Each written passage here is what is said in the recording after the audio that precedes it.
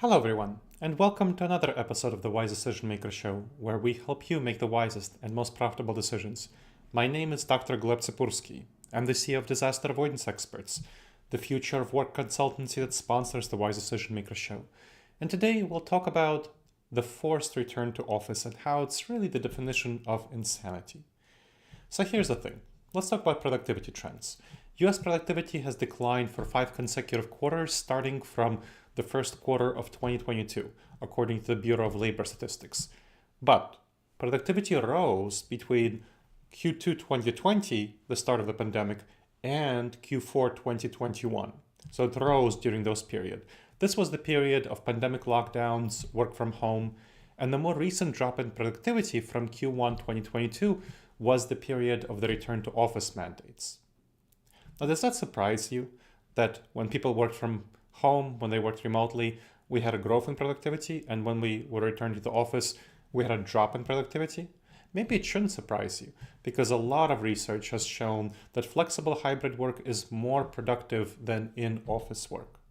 So the definition of insanity is what we see here, is this forcing people to the office and thinking that they will be productive, whereas realistically we're seeing that the return to the office mandates are associated with a drop in productivity. And that's a problem. So Slack survey shows that 2/3 of business leaders feel a pressure to increase productivity, and they are at the same time, they're herding employees back to the office, claiming that they're trying to increase productivity by doing so, which again has been dropping all this time that they're trying to increase productivity from Q1 2022 through these forced return to office mandates. But the productivity has been going lower and lower. That's a problem compared to the previous periods. So executives are doing the same thing and expecting different results. Now that's the definition of insanity. There's a productivity myth around the office. So many CEOs believe that the office boosts productivity, and that's a false belief. Research shows that the office is detrimental to individual productivity with your individual head-down focused tasks. But collaboration, socializing, mentoring, training, especially more deep training, thrive in the office. Focused work is what gets sucked into oblivion. That's what really suffers in the office. And what is missing is a combination of autonomy and engagement. So office-centric mentality, the CEO mentality that you need to go to the office to be productive, hurts productivity. It hurts employee engagement. That's what a Gallup study shows. It shows that remote capable employees lack autonomy and feel really frustrated and resentful when they're forced to go into the office without a good reason, that they're doing the same things that they would be doing at home.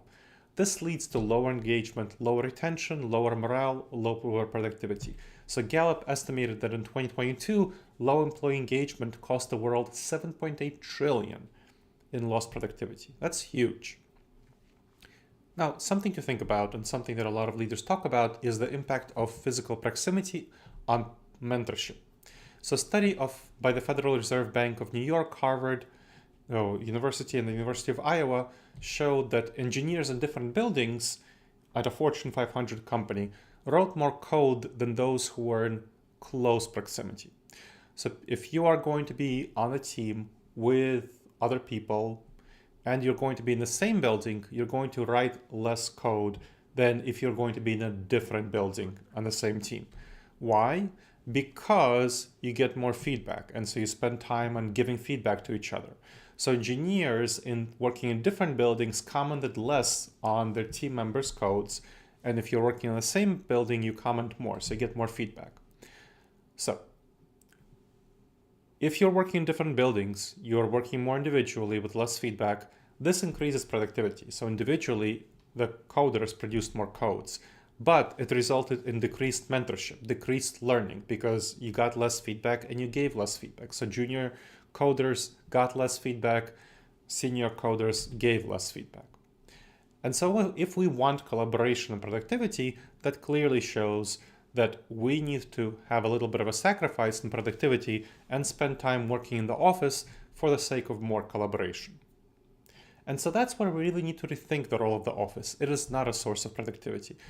Expecting the office to boost productivity is like expecting a fish to ride a bicycle. The office serves a different purpose, and we need to realize that and embrace it and celebrate it. So forced return to office correlates with plummeting productivity. We don't want to force a square peg into a round hole. We need to embrace the office for what it's good for: collaboration, socializing, mentoring, training.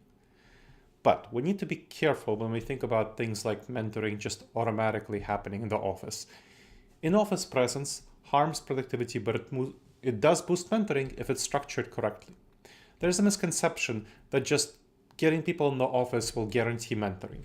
Reality is that office-based mentoring is often inconsistent. Sometimes happens, sometimes doesn't if you don't have deliberate action. One of the biggest office-based mentoring limitations is this idea that proximity boosts mentoring. What I see now, I've worked with 26 organizations to help them figure out their hybrid work models. A lot of senior people who are asked to come to the office, forced to come to the office to mentor junior staff, they really resent it. They come to the office, they put on their headphones, and they're not really interacting with these junior staff. So that proximity is not getting leaders the benefits that they want.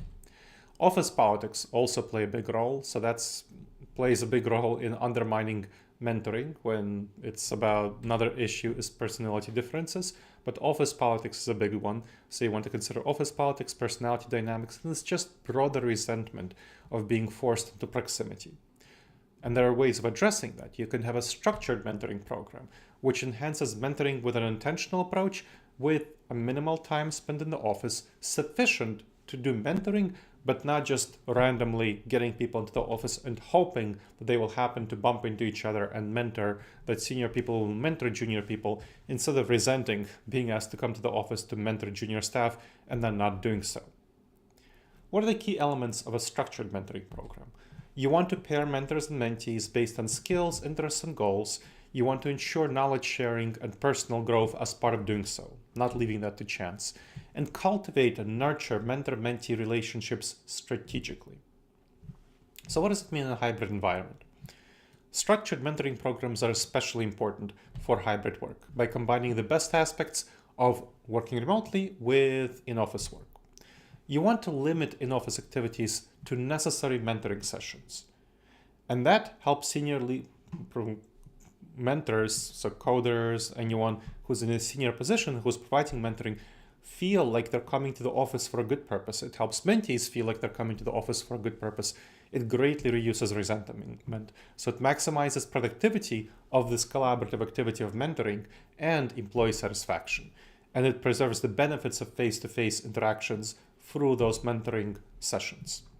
And you want to balance the in-office sessions with remote mentoring.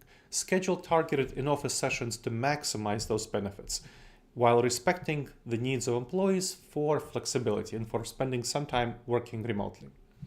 You use technology for remote mentoring through video conferencing, instant messaging, collaboration tools. You can do a lot of mentoring that way.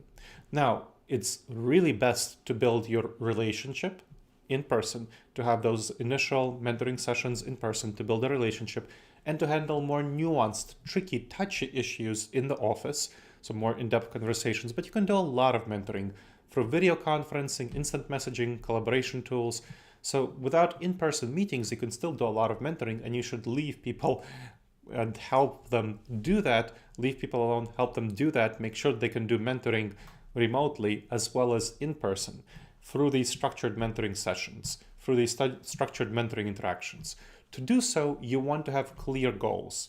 Establish clear goals and expectations. Set objectives and milestones for mentoring to enhance focus and accountability and maximize the impact of the mentoring program. Encourage networking and collaboration in the mentoring program. Use virtual and in-person workshops, create knowledge sharing forums, build relationships beyond that one-on-one mentoring, so you have some peer mentoring going on. That's a really great tool as well. And monitor and evaluate the progress of your mentoring program. So in order to do so, track the progress of mentoring relationships, use a survey, use feedback, identify specific areas for improvement. And this is something that HR must own the program to actually make sure this happens.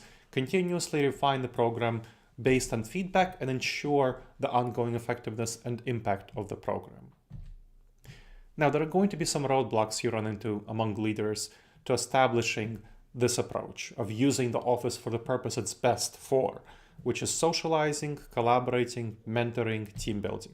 Status quo bias is one of these problems. It's about preferring the current state of affairs and resisting change. Even if it's beneficial to change, there's a resistance to it. There's anxiety, there's uncertainty. Change feels bad.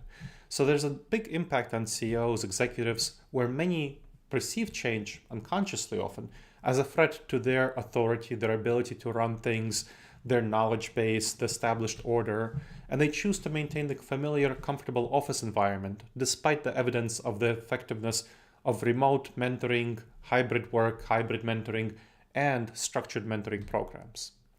Another related bias is functional fixedness.